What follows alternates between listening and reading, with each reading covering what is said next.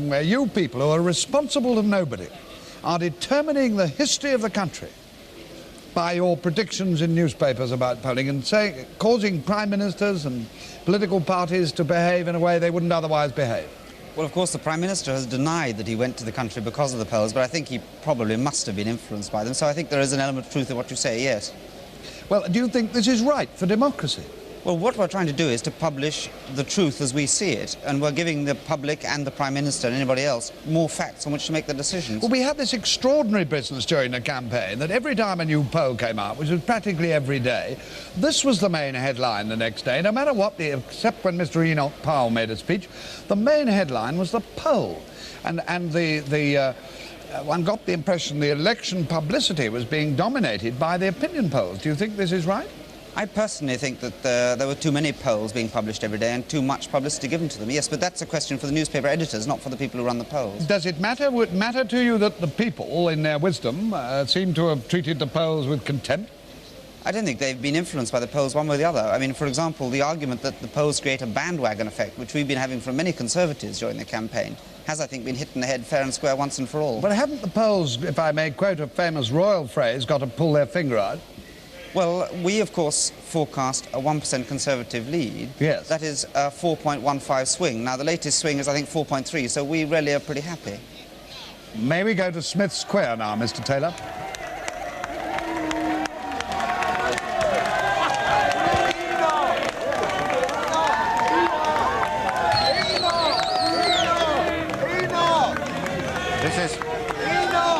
This is Mr. Heath. Now, earlier last night, Mr. Heath said that he was not going back to London until tomorrow morning. Now, clearly something has changed his mind, and it's something in the order of a few 100,000 votes and some losses of 45 to Labour and 47 to himself, and I've no doubt that changed his mind to get in that motor car and go back to Smith Square. This is Conservative Party headquarters. Cliff, you see Willie Whitelaw standing next to him there, helping him through the crowd? No, I didn't see Mr. Whitelaw. I just saw the bobbing head of, I'm sure, a jubilant now. Some cries of Enoch from that crowd.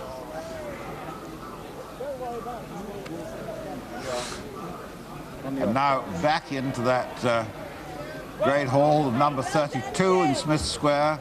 Whilst there's jubilation on that side, I'm sure 150 paces away on the other side, there's a great deal of dejection at this moment, in spite of what Mr. Healey said, in spite of what Mr. Wilson said. And even now, as Mr. Heath goes inside, more Conservative holds, more Conservative gains are coming in, but there at least is a Labour hold of Coventry North. That's Dick Crossman. That's Dick Crossman's seat that has held on to it. Now, Robert Mackenzie, he's talking to 33 other people. He's got so much information pouring in there. It's not true. I think what we really should do, if we may, at this moment, is to recap on the seats that the Conservatives have gained. Is that possible? Yeah, I want to do that, but may I just say something first of all? Regardless of what Humphrey Taylor may have said a moment ago, there's going to be a demand, a public demand, for the banning of public opinion polling during election periods. Now, this has happened in some countries. In Norway, I understand, certainly in some Canadian provinces. And in the case of Germany, the polls, realizing they might be influencing the results, had a mutual agreement not to publish during the election period. Now, the polls have always insisted, oh, we don't influence what we measure. I've never been convinced by this argument. I think in this case, the fall of 3.7% in turnout may well have been of almost decisive importance if it was Labour people mainly, overconfident, who stayed home. This does not mean, I think, that you can really have a workable system of banning polls, because when Germans had no polls during their election campaign, the London Times sent in their own pollsters who produced a result, reported it in the London Times, and it's quoted back in the German newspapers. So however irksome and exasperating and everything else it may be to have polls, which I do think influence the result, and perhaps dangerously, I don't know how in practice, in any country like ours, you can prevent polling going on by any act of Parliament. Having said, Cliff. Yeah. What I really want to do, Bob, at this moment is to quote what Mr. Harry Nicholas is saying now, the Labour Party General Secretary, of course. If eventually the Tories get a majority, it may not be a very big one. I hope that they will carry into effect some of the things they said they would and improve the standard of life of the people. I would not be surprised if in a short while the nation might not be asking if the time has not arrived for us to come back into office. It is always our forte to dig them out of their troubles. But now, let's go now to Robert McNeill on the whole question of really foreign polls. Robert. Well, not the whole question, but a couple, Cliff. At least one of our friends abroad, the West Germans, have thought that the performance of the polls during the campaign, before they knew the mistakes and predictions tonight, was absurd. A number of German newspapers have been commenting on this. And the reason is that in West Germany, it is not permitted by law to publish opinion poll results during an election campaign. In the last general election in Germany, some poll results were leaked, and there were penalties against the papers who leaked them. If the British electorate has made the pollsters look foolish, a lot of Americans will be delighted with it. The impact of the polls on the American presidential election in 1968 was very large. They threw Governor George Romney out of the race, and possibly they robbed Governor Rockefeller of the presidency. And many people in the United States believe that democracy would function much better without them. Cliff? I believe that we're sort of on the edge of one or two more declarations. But, Alan, we cut you off in midstream there to go to 50 other people. Yes, there are two things, really. First of all, about Harold Wilson. I think we've got to be very careful not to start writing him off too soon. There's been a tendency, at a certain point in the programme, perhaps, to stress the serious trouble that he's in. But, of course, if the majority is of the order that we are now thinking it is, between 30 and 40, then certainly Harold Wilson is absolutely safe because, as the General Secretary of the Labour Party has said, one can't rule out the possibility that one might be in a pre-election phase quite soon yet again. And certainly, between now and the next Labour Party conference, Harold Wilson is absolutely secure. Down to 37. Well, let's take you up on that. Let's take you up on that. We're going to Pollock now, Glasgow Pollock. James White. Labour. 19,311.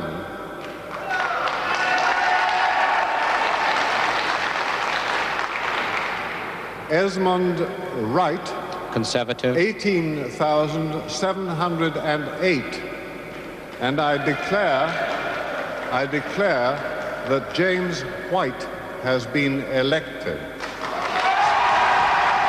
So Esmond Wright has lost this one. Esmond Wright has lost this by the very narrow majority of 603. So this is the first Labour gain in Glasgow. David. Well, Pollock has gone back to the Labour Party, and the Conservative Party has lost one of its professors in the House of Commons. I'm not sure that Enoch Powell isn't the only other ex-professor on the Conservative benches. Esmond Wright has lost this seat, and this sort of is some compensation to the Labour Party for the loss of Aberdeen, Esmond Wright's pupil David Dewar, who was defeated in Aberdeen South. And so this is, Scotland is running much better for the Labour Party than the rest of the country, but they are not in fact making net gains. All the Labour gains so far have been gains of seats lost in by-elections on very big swings during the last 3 years.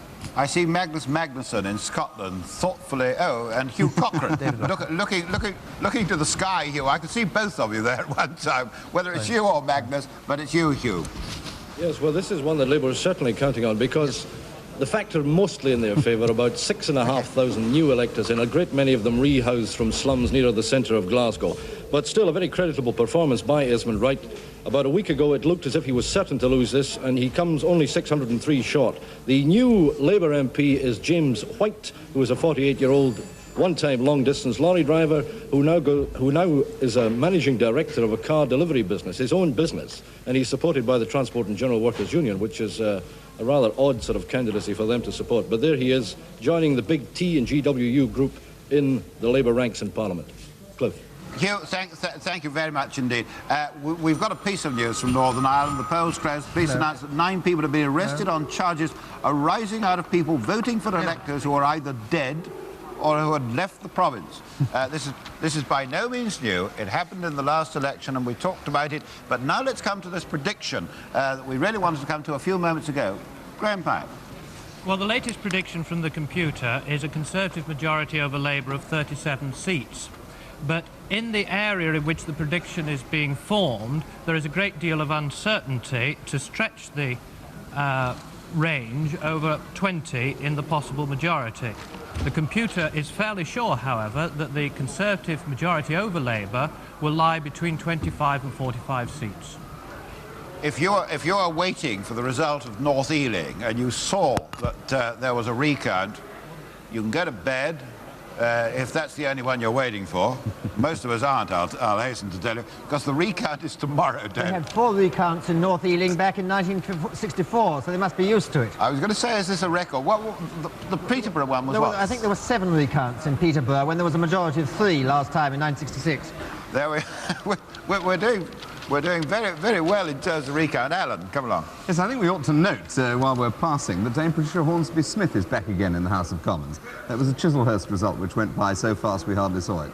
Yeah, the defeated leader of the Democratic Party polled 12,000 votes in Pembroke. This, of course, is Desmond Donnelly. We were talking about him quite a little while ago. Said that he was gratified by this astonishing achievement for a totally new party, and he hoped it would gather up. Here's the state of the parties at 2:55.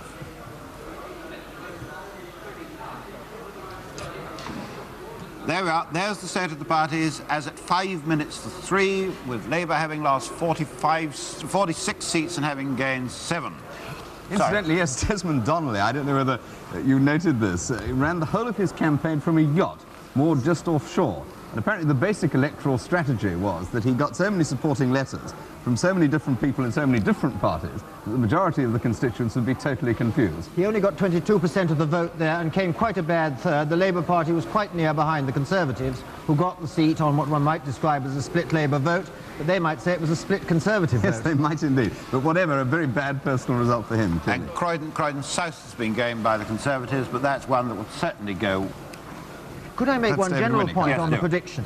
This 37-seat majority, this is Conservative over Labour. This depends on how good a parliamentary majority on the total number of seats won by others.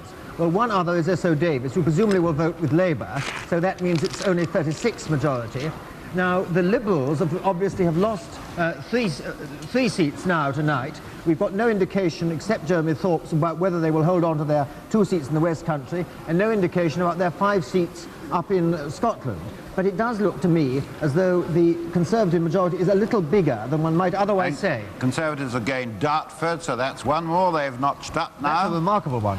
That was not a seat that was really on most people's marginal list as a seat that might change hands. It was very on the outside edge of a thing that the Conservatives could hope to win in their most optimistic moments. So that is a big victory. And Ealing North, there's the recount that we were talking about just now.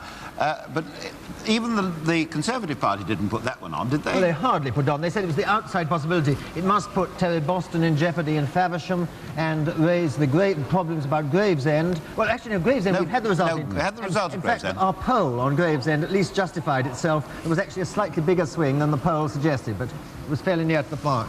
Alan. Yes, I was sorry, I was just looking at a picture of Robert Carr from Mitcham, the man whose seat we were wondering about earlier on in the evening. I don't know. All right, well, you were talking about Robert Carr. Now let's go down to the Conservative Party headquarters and hear from Robert Carr. Well, Mr. Carr, you have increased your majority enormously, haven't you? Yes, very satisfactory. I think 10 times what it was last time, which is a very nice feeling. You're pretty certain now to be the future Minister of Labour.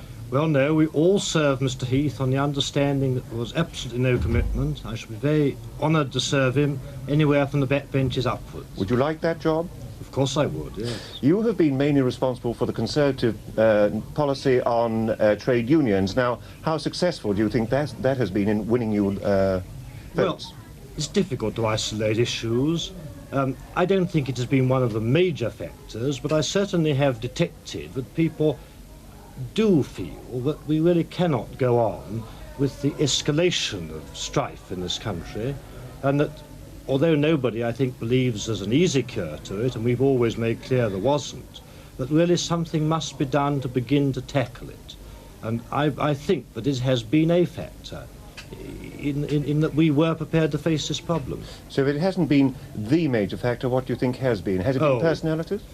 No, certainly in my constituency in the London suburb, the cost of living has been absolutely predominant. I mean, the women are very angry indeed about rising prices, and this has been a major factor. Tell me, what is your opinion now about the opinion polls? Well, all I've known in my constituency was they didn't make sense there, although one